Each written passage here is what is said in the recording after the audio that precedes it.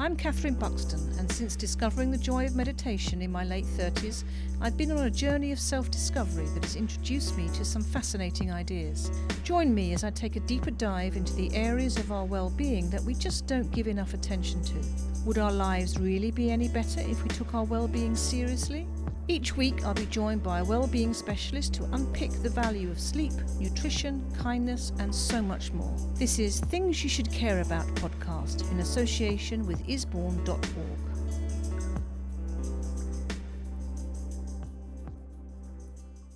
Welcome to Things You Should Care About with me, Kathryn Buxton, in association with the Isbourne.org. And I'm really delighted to welcome today the lovely Julia Hawkes.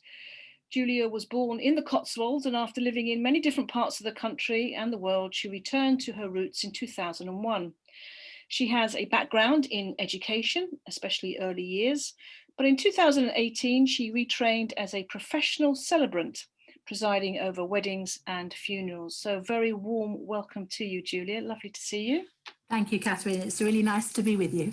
And again, it's March 2021 and we're still in lockdown. Still in lockdown. So we're doing this via Zoom. So so it's lovely to see you, and lovely to see your wonderful conservatory and all the flowers outside. It must be lovely. Oh, it's just nice to see a bit of light, isn't it? And to see some summer flowers finally coming through. It's lovely. It's a big difference, isn't it? Yeah. So, Julia, I'd love to talk to you today about what it is to be a celebrant, and why you wanted to be one. What led you down that path to be a celebrant? Okay. The thing about celebrants is most people, or many people, have never even heard of celebrants. Mm. I often get asked, "Oh, you're celibate?" I say, no. That's not right. So I often, in conversation, it's one of those jobs where, if you're having a conversation at a dinner party, nobody actually knows what it is you do. So what a celebrant does is, the simple answer is that they they write, create and deliver ceremonies for all of life's events. So that can be funerals, it can be wedding ceremonies, it can be baby naming ceremonies if a couple don't want a christening. It's what we sort of call in the trade the hatch, match and dispatch side of life. Yeah. That in a nutshell is what a celebrant does. But my background, as you said, was quite different, really. I mean, my background has always been in education as a teacher, a deputy head, and then eventually as a strategic lead for the local authority. So that was my background. But I had, like many people do, a bit of an epiphany, I think. I had a series of life-changing events, including a bit of a run-in with breast cancer. Yeah. And it really made me just reevaluate what I was doing. It made me rethink what was important and how I was spending my time. So I wanted to step off the treadmill. I wanted to step off that stress treadmill in particular. And I think I wanted to be doing something that more fully connected me with the human experience, if you like. I wanted to have less bureaucracy, more joy in my working life. So I think that was the catalyst, really.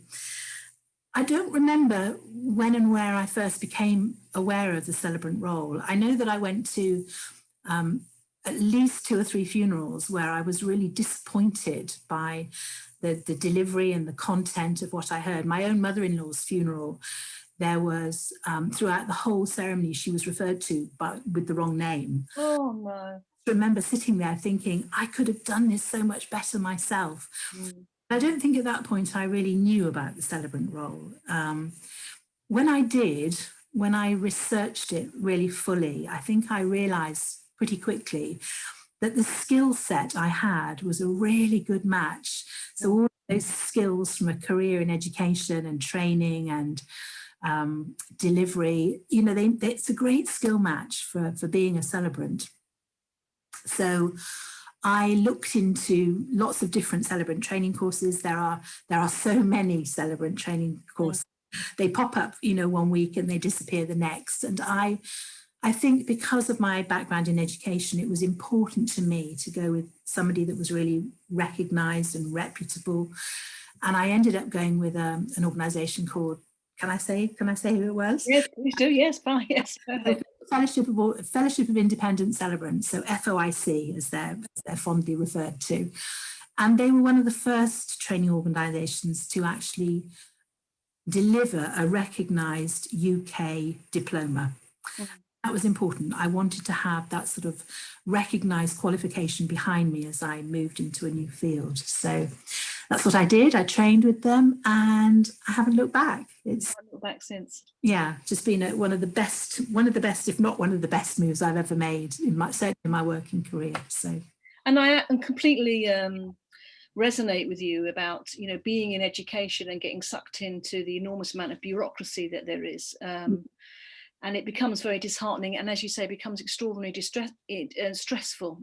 And you know, the reason why we go into education is to spend time with children and to teach children, and that as you go through your career, you get kind of pulled more and more away from that. So, and I think as well, you know, because I was working for the local authority for the last 17 years of my educational career, I went through so many restructures. You know, I had to restructure my team so many times. I had to let amazing people go. And that is just completely disheartening. So it was definitely time for me to take a change and embrace the joy. That's lovely. That's a lovely way of putting it. That's excellent. Now, I have heard of humanist celebrants, but you call yourself an independent celebrant. So what's the difference there, Julia? Again, I think it's when people who do know of celebrants often assume that you are just a humanist celebrant. That assumption is made of me all the time. And I think to probably fully understand the question, you have to first ask, what is a humanist? So I can just explain that. So as a humanist, you are a non-religious person who believes that this life is the only life that you have. And you base your sense of the world through, it comes about through logic, through reasoning, through evidence. And as a humanist, you would reject the idea that knowledge is imparted by gods or deities or by special books. So as a humanist celebrant will deliver ceremonies, will create personalized ceremonies for people, but with no religious or spiritual content. Okay. So that's the key issue, or not issue, but that's the key definition really of a humanist celebrant.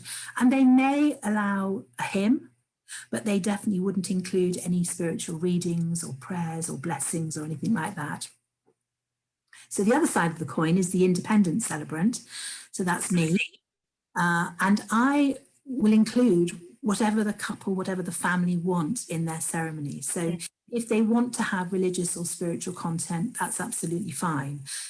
If they don't want to have it, that's equally fine. And how that manifests for me is that many wedding couples will say, we really want to include a hymn in our wedding service. We really want to have a blessing at the end of the ceremony. Can you do that? And in terms of my funeral work, again, you may have a family that want to include the Lord's Prayer, something like that. So as an independent celebrant, there are no constraints, there are no restrictions on content. And that's the fundamental difference. But I suppose the funny thing about working as a funeral celebrant is I often have families say to me, we don't want any religious content in the service. And I said, no, that's absolutely fine. And we get talking and we have a discussion, and they'll say to me, but can we have the Lord's Prayer? And I say, of course, absolutely fine, you know. And then they'll say, and it'd be quite nice to include Amazing Grace, because that was Auntie Maud's favourite hymn. I think sometimes it's because it's traditional, because it's just a nod to perhaps elderly people or people who do have faith that are there in the congregation. And sometimes I think they're just, you know, crossing all the T's and dotting all the I's just in case. So, yeah, but that's the fundamental difference. So they're kind of covering all bases, really. Yes, I do wonder that sometimes. Yeah. And I think sometimes there's an interesting point, isn't it, is that people think they don't want a religious or spiritual ceremony, but actually we are not necessarily maybe religious people, but we are spiritual people, I think, in lots of ways, and that spirituality is important to us, and maybe sometimes the ways to express that might be through some kind of religious content. Yeah, I think sometimes, well, particularly with the funeral side of it, there is great comfort in tradition. Mm.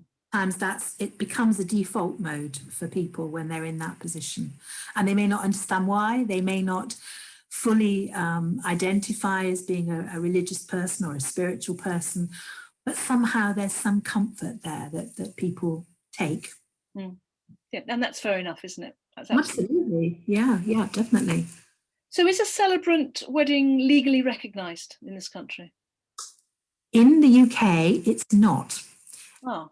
For me, is a bonus. I always like to spin that question on its head, really, because I'm not constrained by legalities. I can actually create a ceremony for a couple that is anything and everything they want. So I can make it entirely personalised to them. I can make it really meaningful, deeply meaningful for them. Mm. A way that perhaps as a registrar you can't, because you have the legal restraint upon you. So I see that non-legal as a bonus. And I have to say that, I don't go short of bookings. So I think there are quite a few couples that feel the same way. Yeah. But most of my couples do want to have a legal registration as well. So pretty much all of them will actually arrange to go along to the register office, actually conduct the legal paperwork, and then have their personalised wedding ceremony. I have a few couples who will choose to have the registrar come along on the same day and actually come to the venue where I am, but it's expensive. If you go to the register office and you conduct your paperwork in the register office with 2 witnesses, it's cheap. Mm-hmm. Have a registrar come out on a Saturday to your venue, it's so much more expensive. So that doesn't happen very often, although I had a couple last year who had chosen their date based on numerology. So for them, it was incredibly important that everything happened on that day. So they did have the registrar and the celebrant there, but that's unusual. Mm. But I definitely see that as a plus, as a bonus. And at the moment, of course, there's the Law Commission have just finished a big consultation on the marriage laws. Most of our marriage laws in force at the moment were drawn up in about 1836, I think it was. So they are out of date. They're not fit for purpose as we are now. So the government is under pressure to review the marriage laws, and the Law Commission recently consulted. The consultation ended in January. And as part of that consultation, what they have put forward is a series of proposals.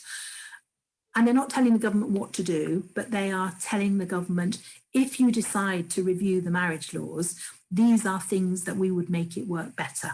Yeah. As part of that, one of their recommendations is that both humanist celebrants and independent celebrants would be able to conduct a legal marriage, which sounds great. You're not so sure, though. I'm not so sure. It's a bit of a be careful what you wish for, isn't it? Because what's wonderful about celebrant ceremonies at the moment is that freedom to create anything in any way, in any place, at any time. Mm-hmm. And I worry slightly that if I am able to do the legal part of a marriage registration, does that bring with it constraints that will actually reduce the freedoms I have? So it's a bit of a double-edged sword. We'll sort of wait and watch and see on that one. Watch this space on that one. Yeah, definitely. You might find yourself caught up in bureaucracy again, Julia. I know, and that's really not the place I want to be. So I think they reckon that by about 2022, they'll have answers and they'll have a way to move forward. So I have a while yet. Watch this space. Yes. So I saw some interesting statistics the other day, Julie, that said that just over 30% of marriages end up in divorce. That's quite a lot, isn't it? So why do you think people still want to get married? I mean, your experience of being a celebrant and being at these ceremonies and having this opportunity to create something so wonderful for people. Yeah. What is it about the marriage? I mean, the first thing that comes to mind for me when you say that is that what that actually means is that 70% of people Yes. end up in divorce. You know, Yeah. a fantastic statistic for marriage, isn't it? I think with statistics, there's always a different angle to come at these things, isn't there? And when I conduct wedding ceremonies, most of the couples that I work with, they have somebody within their immediate families who has a really long and happy marriage. That might be parents, it might be grandparents, occasionally it can be a sibling even as well. And all of them, when they come to me, they talk about the role models within their families that they aspire to and those relationships that they aspire to emulate. They talk to me about wanting a long relationship that's based on trust and mutual respect. So I think for them, getting married is a public affirmation. It's about them making that long-term commitment.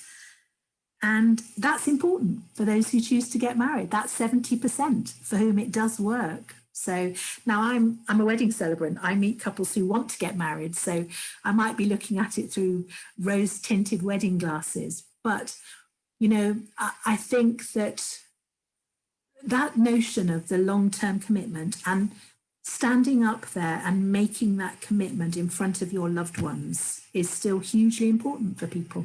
So yeah, it's also a very powerful affirmation, isn't it? yes, it is. It is. And that's, funny enough, that's the other thing about celebrant weddings. I often get asked if we've already done our legal paperwork in the register office, will it feel real on the day? And my experience of that is that there is nothing more real. That moment where you walk up an aisle and you meet your loved one and all of your friends and family are sat there with you sharing that moment. By golly, it doesn't matter whether you did the paperwork 2 days ago, 3 years ago, that moment is absolutely real, without doubt. Yeah. Yes, and also that statistic, interestingly, doesn't tell you how many people remarry. So I think, you know, the desire to commit yourself and to show that commitment to their family and friends is still very strong. Yes, and I know the stats. I think it's 1 in 4 people talk about, you know, marriage being an outdated institution, but I'm hopeful, really hopeful, that that's where the Law Commission's work will come into play, so that we can create something that is much more relevant, that allows a couple to get married in their grandfather's orchard, if that's what means the most to them, that allows them to get married on the beach where they had their first wonderful holiday. I think if we can introduce more relevance to those ceremonies to people, then I think that notion of marriage being an outdated institution will change. Yes, I think it makes it more authentic, doesn't it? It makes it more personal, more authentic and more meaningful to those people. So yeah, that's a wonderful thing to do. Yeah. Fingers crossed for that Law Commission. Definitely. I'm interested about this idea of ceremony, Julia, because it's such an important part of our lives, you know, and there are, like, you know, various ceremonies that we go through in our life. What has it taught you, being a celebrant? What has it taught you about the importance of ceremony?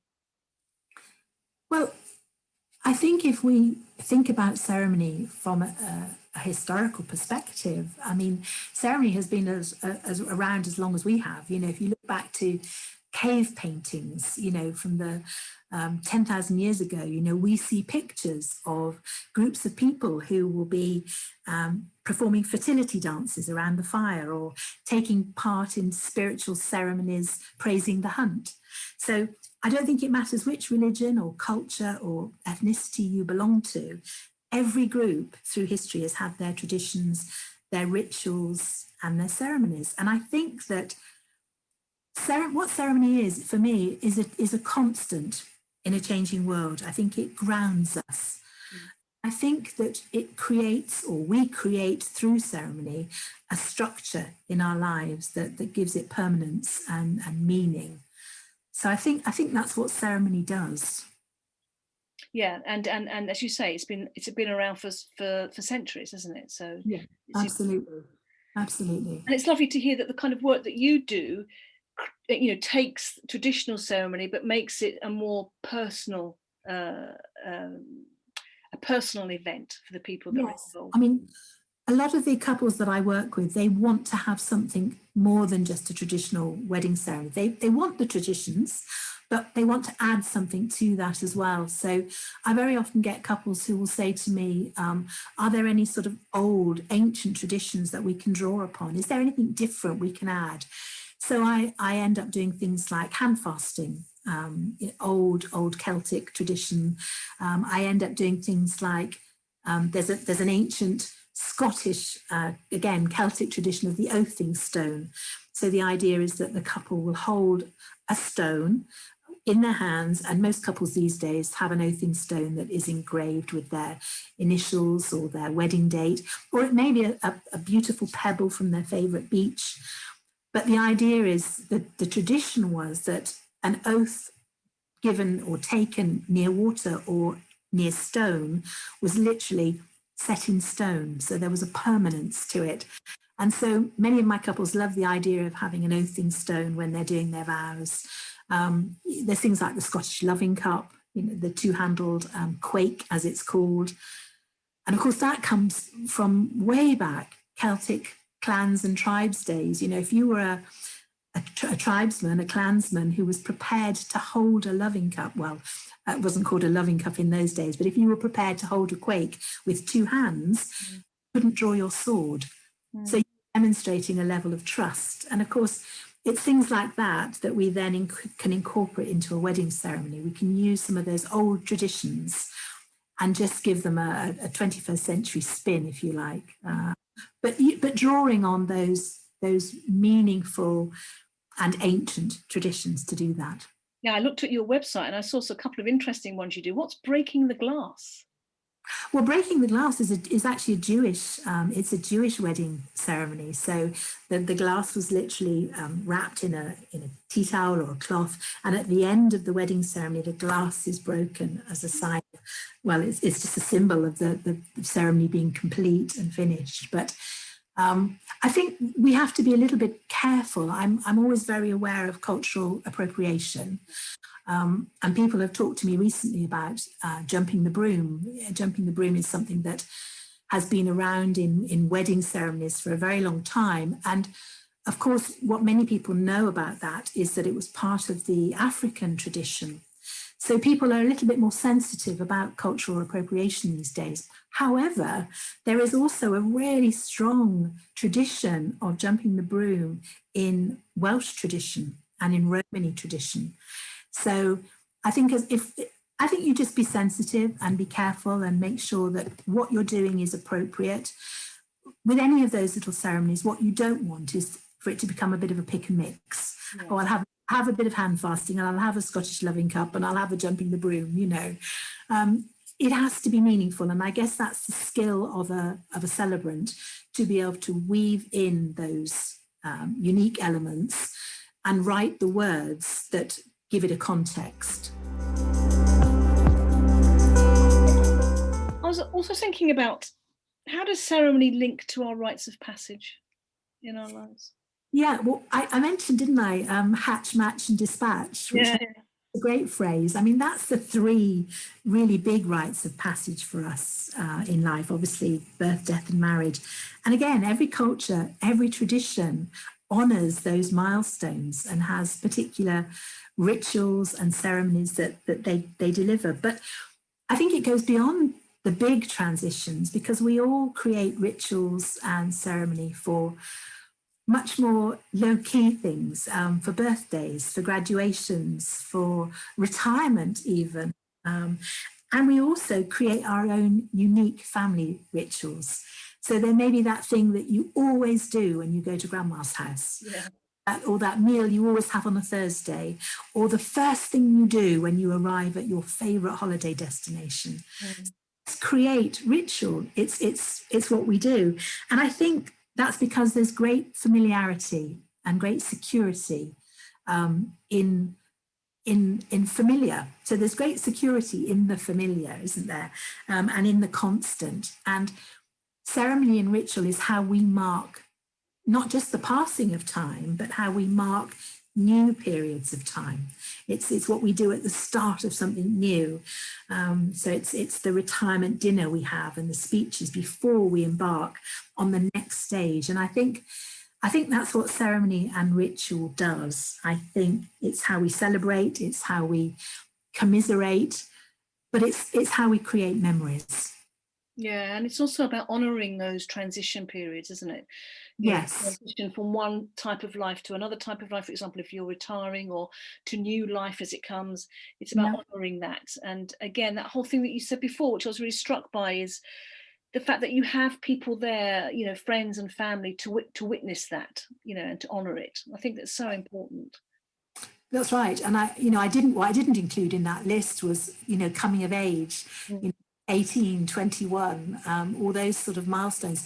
And those, in other cultures, those are powerful milestones. Those sort of ceremonies and rituals associated with that can last for days, for weeks.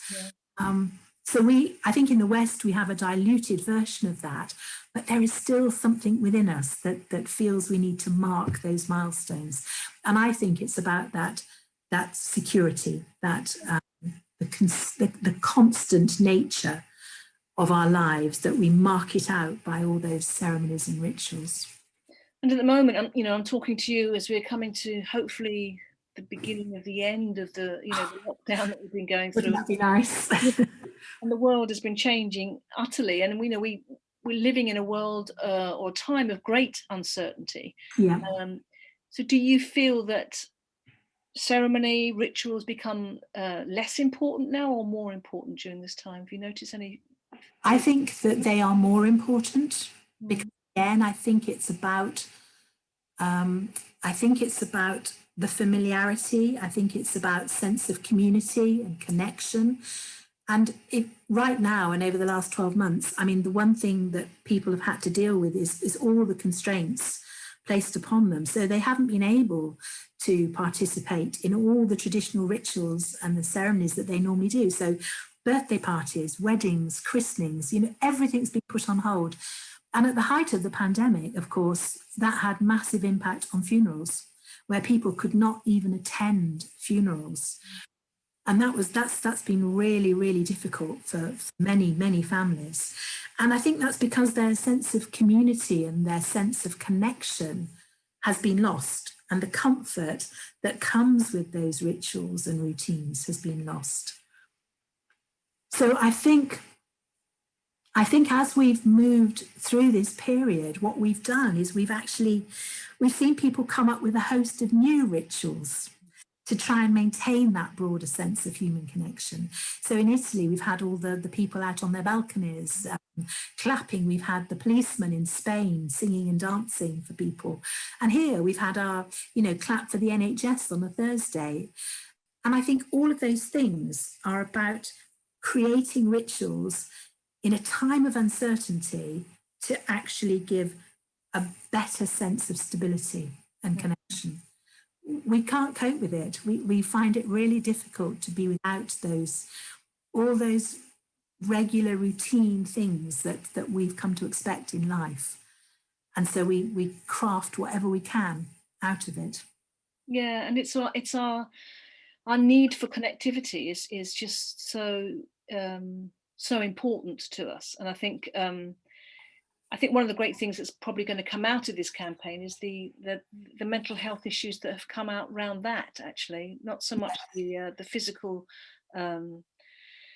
problems with the COVID, etc., but actually what it's done to our minds and done to our lack of being able to see people that we love. And hasn't that been powerful in making us all recognise the things that we take for granted? And I know that sounds a bit of a trite to say that, but I think it's true. I think we have really, really, I know personally, the thought that I haven't seen my sister properly sat at my dining room table for goodness knows, 16 months or something now. I mean, it's staggering. I mean, she said to me in the last couple of weeks, we were talking about Easter, and she said, it's the first time that we won't have been together as a family on Easter Sunday, probably since she was born.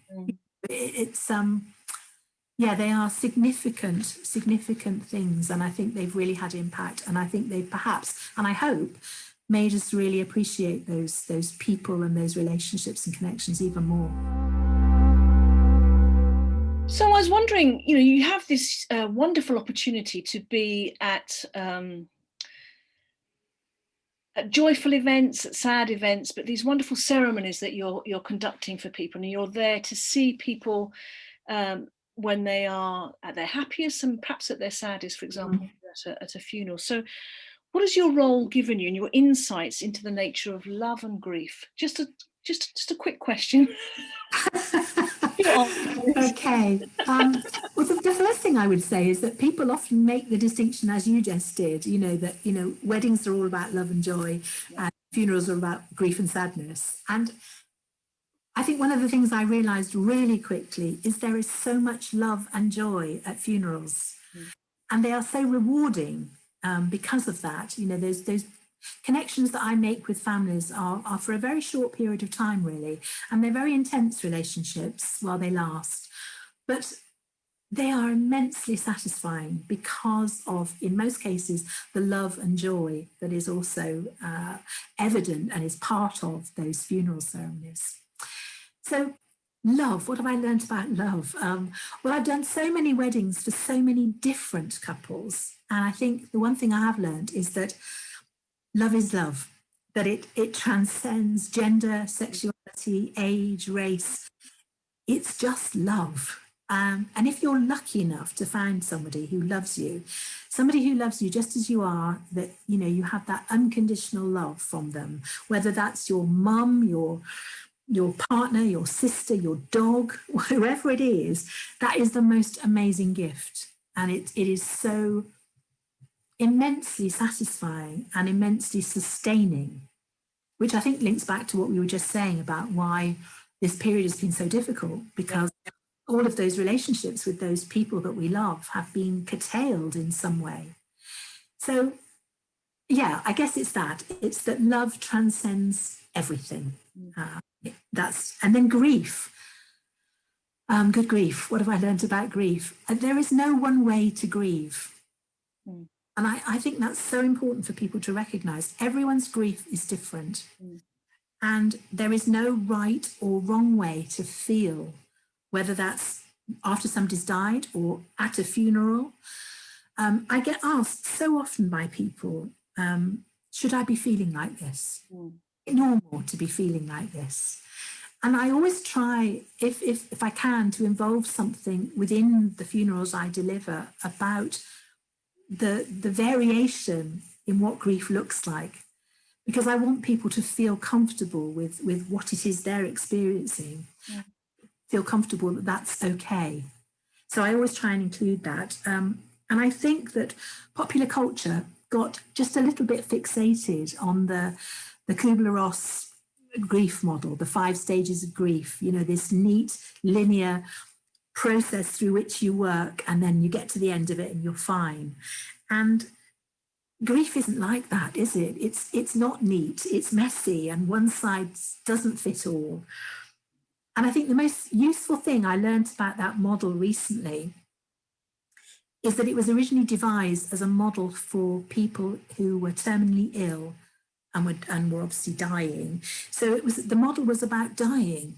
It wasn't about grief. And for the majority of people who are grieving, normal is whatever they're feeling and in whatever way that manifests. And I think that's really important, because if we set ourselves up to have to grieve in a certain way or to be feeling a certain thing, I think that's incredibly damaging. It's really, really damaging for people. Yes, it also puts people in this tight little box about how they think they should be feeling and coping, and it makes them feel they're doing something wrong. And I think that's just not right at all. It's dreadful. I worked with a gentleman who had lived with his mother all his life. He was in his 60s, and they had an incredibly close relationship, so much love between the two of them. And he phoned me up actually after the funeral a couple of weeks later, and he said, I can't cry. He said, I just feel terrible. I can't cry. I don't know what's wrong with me. You know, I loved my mum. What on earth is wrong? What am I doing wrong here? Mm. And I said to him, nothing. You know, you're doing nothing wrong. You know, that's just how you're feeling at this point. And maybe 6 weeks down the line, something will happen, something will trigger a memory of you and your mum, and tears will come, or maybe it won't. And it's absolutely fine. And I hope that he was reassured by that there was a permission there, that whatever he was feeling was okay. Did you ever think that was going to be part of your role, Julia? You know, that after the ceremony, maybe whatever it was, that would be it, but then you still have those contacts with people. Did you ever think that would happen? I think it's something that as a celebrant you have to be incredibly careful of, because I think there is a real fine line between being a celebrant and counselling people. Counselling people is not my field of expertise, but just as one human to another, there are skills that I draw on that I don't suppose any training course ever talks about or makes you think about. And it's just making sure that, you know, you don't encourage a culture of dependency, or it's making sure that the lines are clear. But even so, even with clear defined roles, there is always space to be kind, isn't there? There's always space to be a kind, empathetic human being towards somebody else. So it's sharing our humanity, isn't it? Of course it is. Yeah. And that's exactly why I moved into this job. Yeah. Has it changed you in any way, Julia, do you think? Well, I'm not so stressed. That's for sure. I think my funeral work has probably, again, it sounds a little bit trite, but I think it's probably made me treasure and cherish the ones I love more. It reminds me that they're not going to be around all the time, every day. My mother's in her 80s. I think it just makes me value the time I have with them, even when they're annoying, let's say. But also, when you're conducting a funeral and you realise that the person that you're conducting the funeral for has the same birth year as yourself, that's a bit of a wake-up call. Really does make you then think, okay, I need to perhaps think a little bit more carefully about the choices I make, the lifestyle I lead. Yeah, that's an interesting one when you're faced with that. I think in general, I'm just less stressed. I think I'm probably, I hope, a nicer person to be around than I was. Yeah, there's just more joy, which is wonderful. Before I come to the last question, Julia, I'm desperate to ask you this. What's the most strange thing you've been asked to do at a wedding? Or the most bizarre, or the most left field, or... Well, I suppose I've made some quite strange suggestions. Oh, have you? I had a couple that, they were an American couple, and they wanted to come over to the UK. And they'd done their legal registration before they came over, so they called it their elopement. To come over to the UK and have a wedding ceremony, and they chose to have their ceremony in Thornbury Castle, just the two of them. So it was the two of them and me, and a rather large black cat in the library in Thornbury Castle, which always sounds a bit like something from Cluedo, doesn't it? In the library with the black cat. So it was just the three of us.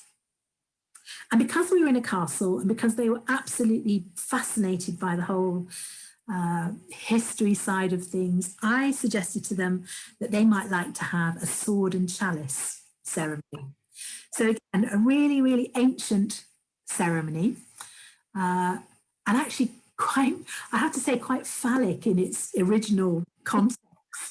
Okay. I did tone down that sort of side of it, but we presented the couple's rings to each other using a sword and a chalice, and we talked about the strength that these things symbolised, and the all sorts of, I can't even remember the words we used now, but it was lovely. It was perfectly in keeping with that particular location, with what the things that the couple enjoyed about why they'd chosen that location.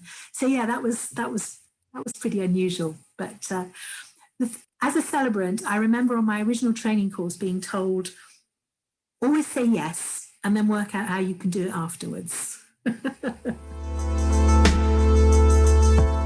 What one piece of advice has someone given you that you would like to pass on to others? Okay, gosh. So the one person in my life who was incredibly wise and gave me all sorts of tips for life, perhaps without necessarily realizing it, was my father. Yeah. And he was a font of wisdom, and he always exuded confidence in everything he did. And I remember being on holiday abroad one year, and we'd taken a walk together that ended up at a particularly swanky, gorgeous private hotel complex with a gated entrance. And he wanted to look round, which he would. That's exactly what he would want to do. And I was very nervous about being somewhere that I knew I shouldn't be. So with me tailing behind, we sailed past the gentleman on the gate with my father saying, good morning, and just watching past.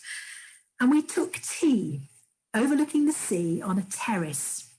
And he said to me, just look as if you belong and no one will ever doubt you. And that really has struck with me. And I think that it's probably an approach that has stood me in good stead all my life. Look as if you belong and no one will ever doubt you. So I think that's probably the top tip I would pass on to anybody.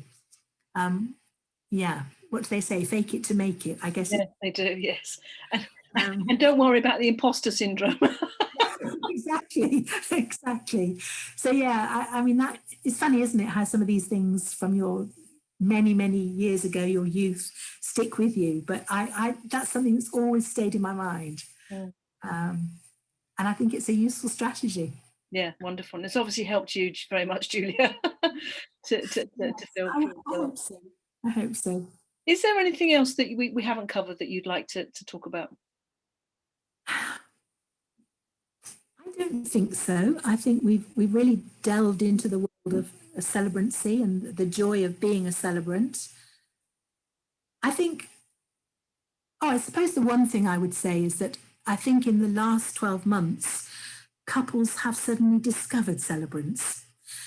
When I've done wedding fairs or I've spoken to people in the past, as I said, people don't know generally what a celebrant does. But because of all the problems with postponed weddings and the non-availability of registrars, couples have had to look for other solutions to their wedding dilemmas. And so as a celebrant, I know that I've been discovered for the first time by couples who had no idea what celebrants were.